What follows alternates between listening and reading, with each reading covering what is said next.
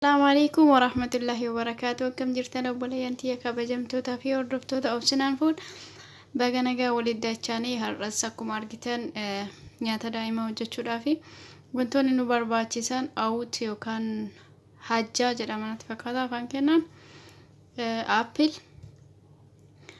tuffaarraa fi akkasuma bishaan nu barbaachisaa jechuudha.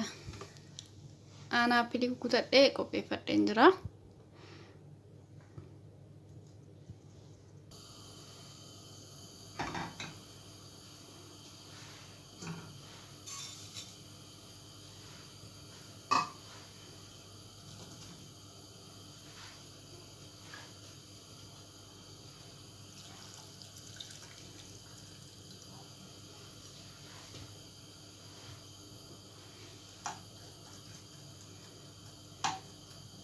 دقيقة كودنيف كس نبلشيسنا كنا دقيقة كودن بودا ولي تدچانه بلشاتي را كارجدان أني كانوا ماني هندا كوجچورا كانوا ماني بليسا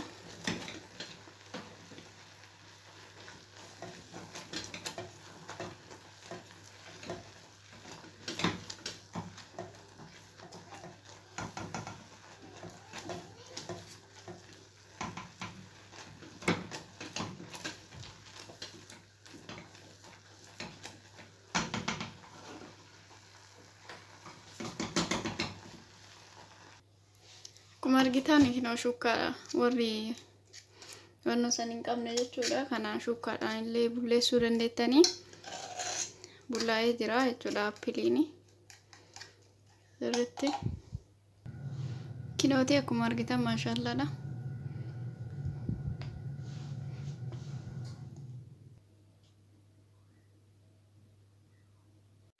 Karaan lammaffaa wantoonni nu barbaachisan ammallee oats fi appiliidha.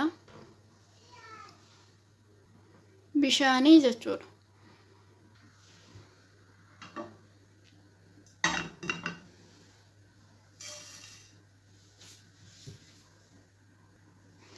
Ni ifnaa akka nuuf daakamuuf daqiiqaa takkaaf jechuudha.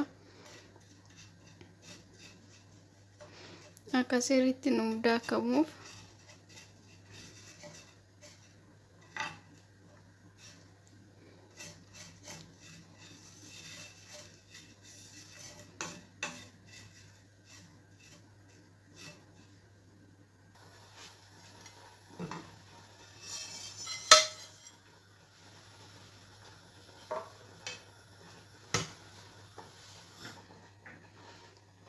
anga qorruuf jechuudha kanatti kenne ataqqoo qorruu dhimma shaapiliitii jechuudha diqqeessee kukkuteera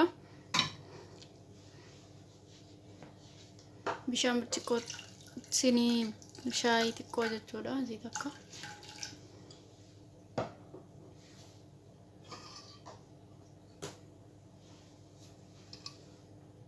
daqiiqaa 5 jechuudha bilchaatu appiliini. Akkuma argitan goggogee jira waan ta'eef qorree jira goggossee qorrisiisee amma hin daakee walitti dachaana kinoo daakee jira harcee isaa ta'e nuu ta'ee jira jechuudha. Akkuma argitan gimmaashni appilii irra kaa'annes nu bilchaatee jira baay'ee diqqeessee kukkutee jira jechuudhaani itti aansuudhaan sadaa kanneen irraa maankaa tokkotti dabala. Harcee oats jechuudha hajja tokkoo fi xiqqootti dabaladhaan haga barbaadan haga isinii gahuu laaltanii fayyadamuu dandeettan jechuudha. Ani ammaaf nagaha bishaan xiqqoo itti dabaladha.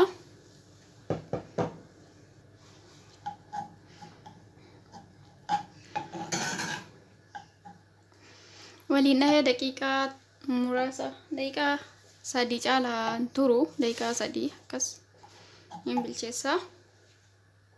Appiliin qara bilchaatee jira waan ta'eef amma isatti dabalanne kana malee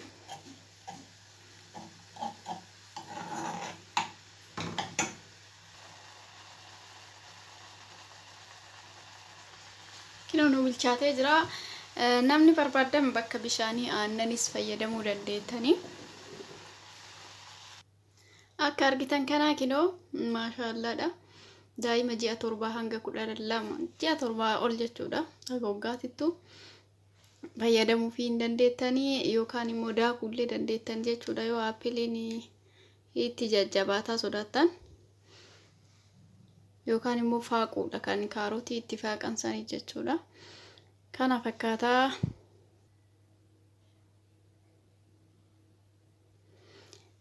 xariiqaa sadaffaa karaan sadaffaa jechuudha. Timira 3 firee keessa baasee qopheeffadheera. Awutii ammallee daakamama duratti bishaanii jechuudha kan na barbaachisan. Timira asirratti naqadhee bishaanitti naqee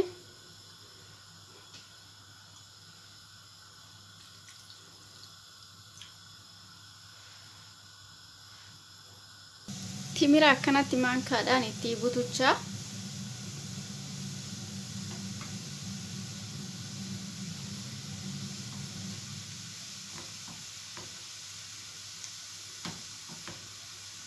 argitan kana itti daakaa jechuudha. Timira maankaadhaan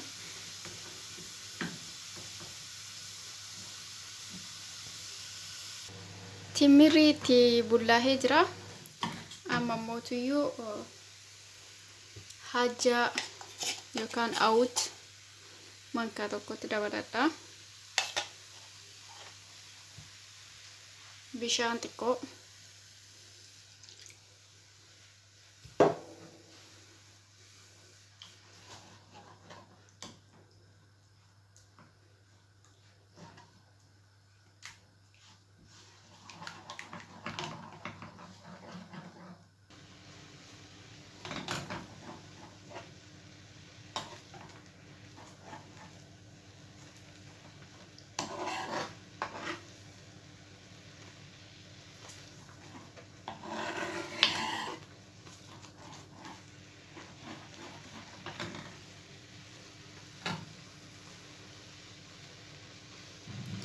bilchaatee jira. Kinoo akka argitan kana daa'imni nyaachuudhaaf baay'ee iiziidha. Baay'ee sirriitti nyaachuudhaaf jechuudha. Daa'immanii haphiidha. Hin rakkisuuni.